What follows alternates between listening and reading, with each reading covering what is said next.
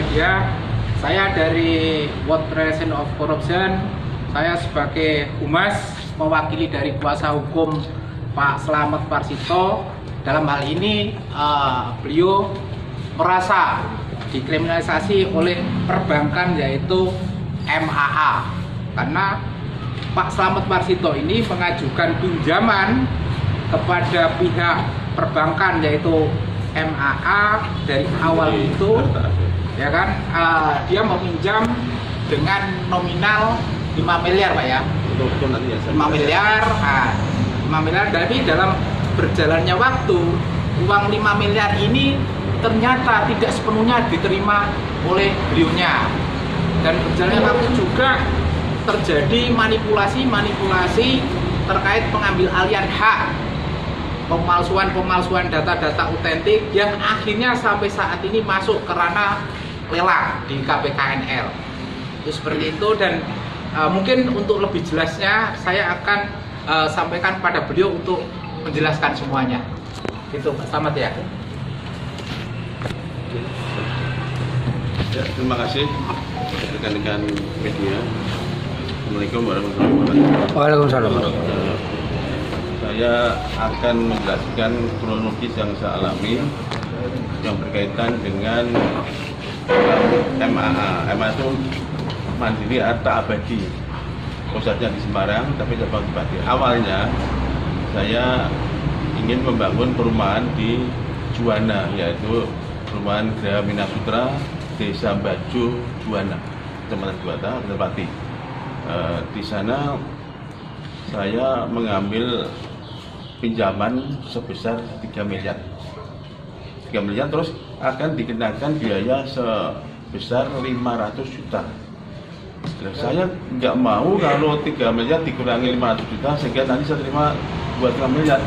Jadi saya nggak mau, akhirnya direkayasa oleh bank itu saya diberi plafon 5 miliar. Tapi saya butuhnya cuma 3 miliar. Walaupun 5 miliar plafonnya, tapi saya hanya saya gunakan 3 miliar. Setelah itu yang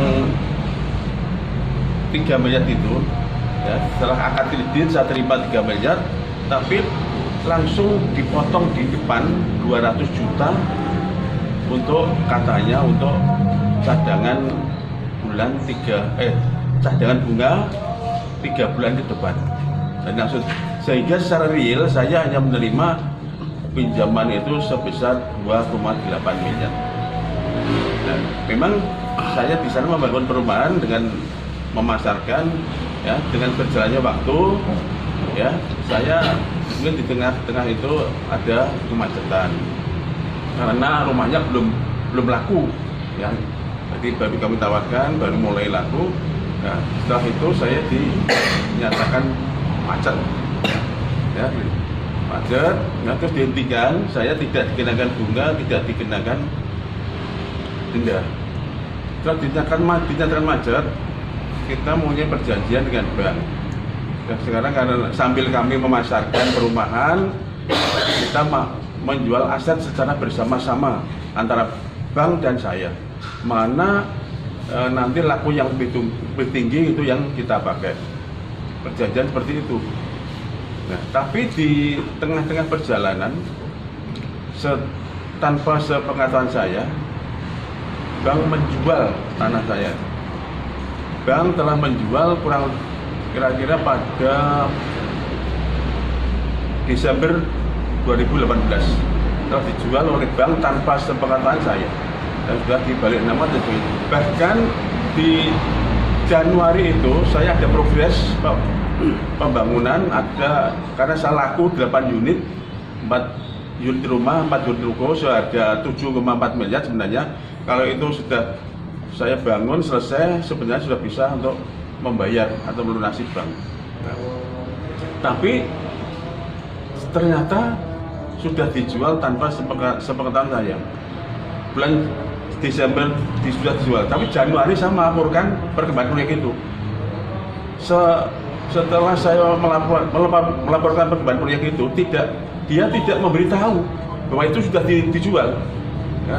Di Januari itu saya melaporkan perkembangan proyek, Ya, ini akan laku 8 unit senilai 74 miliar nanti bisa untuk melunasi. Dia juga diam saja tidak menyampaikan bahwa tanah itu sudah dijual pada pihak lain. Nah, begitu berjalan waktu saya mendengar informasi bahwa tanah itu sudah dijual. Nah, begitu setelah dijual saya tanya pada banknya. Dalam ini komisarisnya namanya Suwanto itu yang juga orang Pati, dia bilang, oh, Pak, tanahmu sudah dijual loh. Lu kok bisa dijual? Kan perjanjiannya kita jual bersama. Kak, saya tidak dikasih tahu. Nah, udah gini aja. Kalau Pak Slamet merasa dirugikan, lu udah gugat aja. Oh iya, saya gugat. Ya sebab maaf ya, jadi saya hanya menerima uang 2,8 miliar. Ya, aset saya itu kalau kita nilai ya tidak kurang dari 15 miliar sebenarnya. Memang saya nggak butuh dana yang lebih dari itu. Nah, terus ternyata saya gugat benar. Dia juga bilang, banknya bilang, kejadian seperti ini ya sudah 10 kali ya. Apa itu saya menjual tanah ini pada kreditur yang lain sudah 10 kali. Pak Slamet itu yang ke-11 kali. Yang 10 kali itu tanah aja nggak ada masalah, Pak. Kalau memang Pak Slamet merasa juga silakan gugat. Akhirnya saya gugat benar. Saya gugat benar. Ternyata di pengadilan saya menang karena itu dia tidak sesuai dengan aturan dalam menjualnya. Akhirnya saya menang dan dibatalkan semuanya pengadilan. Nah, setelah dibatalkan langsung saya tutup itu penjualan tanpa sepengetahuan saya laporkan di Polres untuk untuk itu penjualan di penggelapan tanah sertifikat itu di Polres Pati. Terus untuk pemalsuan surat-surat saya laporkan di Polda. Sampai sekarang masih berjalan.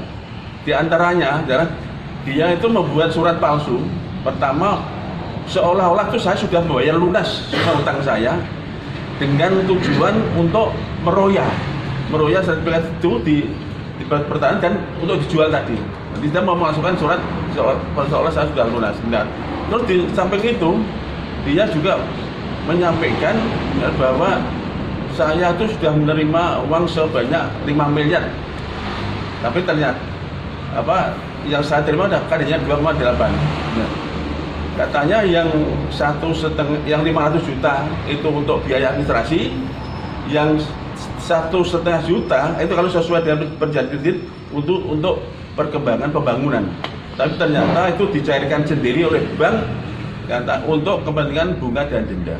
Nah, padahal saya tidak menerima sama sekali. Jadi saya menerima 2,8, tapi dia menyampaikan saya sudah menerima 5 miliar. Nah, ini jelas. Sehingga saya gugat juga karena saya cuma menerima 2,8, dia bilang 5 miliar. Nah, akhirnya ini masih berjalan yang sekarang sampai ke tingkat kasasi yang perdatanya itu. Tapi untuk pidananya tetap berjalan di Polres maupun di Polda. Dan di Polda ini hampir penetapan gelar perkara, terus penetapan penyidikan. Setelah itu ya tahu-tahu tanah saya itu mau dilelang. Ya ini sebelumnya saya selingan. Tadi ini maaf ya, dari bank pinjaman saya 2,8 tadi, dia menyatakan 5 miliar, terus dia melakukan tagihan-tagihan pada saya. Tagihan-tagihan itu ada berapa nih? 1, 2, 3, 4, 5. Yang pertama dari yang dia menyatakan 5 miliar, tadi dia langsung menagih sebesar 8,4 miliar. Jadi ya, ini tagihan yang pertama, itu dia nagih sampai 8,4 miliar. Ya, terus bulan selanjutnya karena saya tidak saya tanggapi kan utang saya cuma segini udah saya nagih lagi sebesar 10,9 miliar. Ya, dari 8,7 ya. Terus ditagih lagi bulan berikutnya menjadi 16,4 miliar. Ini maksud saya bagaimana tidak tahu ya. Nah, padahal utang saya cuma 2,8 miliar. Nah, ini baru macam mana? Yang terakhir lagi menagih lagi sebesar 16,7 miliar. Ya, jadi hutang cuma 28 menjadi 16,7 miliar, dan yang terakhir lagi menjadi 16,9 miliar. Jadi ini tiap bulan bertambah, dan yang terakhir kali mungkin sebenarnya masih di pengacara 17 miliar sekian. Nah, ini bank ini pakai pedoman apa yang digunakan untuk ini ya. Jadi dan bahkan dari kejadian itu saya laporan ke OJK, sampai ke OJK, dan ada penyelesaian dari OJK. Maksudnya bukan penyelesaian tapi ada misalnya komunikasi ya, antara pembahasan antara saya dan bank diundang di OJK, yang hasilnya sebenarnya di sini sudah ada semua, bahwa bank itu mengakui bahwa yang saya terima memang 2,8 miliar, ya, yang 500 untuk administrasi bank dan notaris, terus yang 1,5 juta itu ya memang diambil, dicairkan oleh bank atau dipungut oleh bank untuk kepentingan pembayaran bunga dan denda. Itu sudah diakui oleh bank di hadapan OJK. Ini ada suratnya semuanya. Setelah itu, setelah tadi dijual, dibatalkan, dia membuat tagihan-tagihan seperti itu. Kemarin mengajukan lelang. Sebenarnya lelang itu diajukan sampai 3 kali. Yang pertama itu kalau nggak salah tanggal 18 Agustus, tapi gagal, tidak jadi. Itu yang kedua mau dilelang tanggal 20, diajukan lagi tanggal 24 November. Juga atas kerja keras daripada pengacara akhirnya itu gagal lagi, tidak jadi dilelang. Dan akhirnya yang ketiga dia mengajukan lelang, yaitu tanggal 14 Desember, dan bahkan yang terakhir dirubah menjadi 15 Desember, itu pun juga tanpa pemberitahuan ya. Terus dilelang tanggal 15 Desember kemarin. Nah, saya secara mengetahui apa sih sebenarnya syarat-syarat dari baca lelang ya, nah, syarat-syarat dari baca lelang itu ya ada 19 poin ya, ada 19 poin seperti yang tertulis di sini. Nah, setelah saya teliti ya, ada beberapa yang tidak mungkin dimiliki oleh bank ya. Kenapa? Persyaratan yang tidak lengkap, tidak dipenuhi bisa dilakukan lelang. Di antaranya adalah ini poin 6, bukti pembayaran pajak bumi dan bangunan. Tanah itu saya miliki sejak tahun 2014 sampai sekarang 2020 ya. Itu tiap tahun PBB-nya saya bayar sendiri sampai sekarang. Jadi SPPT PBB ada di tangan saya. Bukti pembayaran pelunasannya ada di tangan saya. Kenapa? Dia bisa membuktikan ini? Yang namanya bukti pembayaran lunas PBB. Kan tidak mungkin dipenuhi.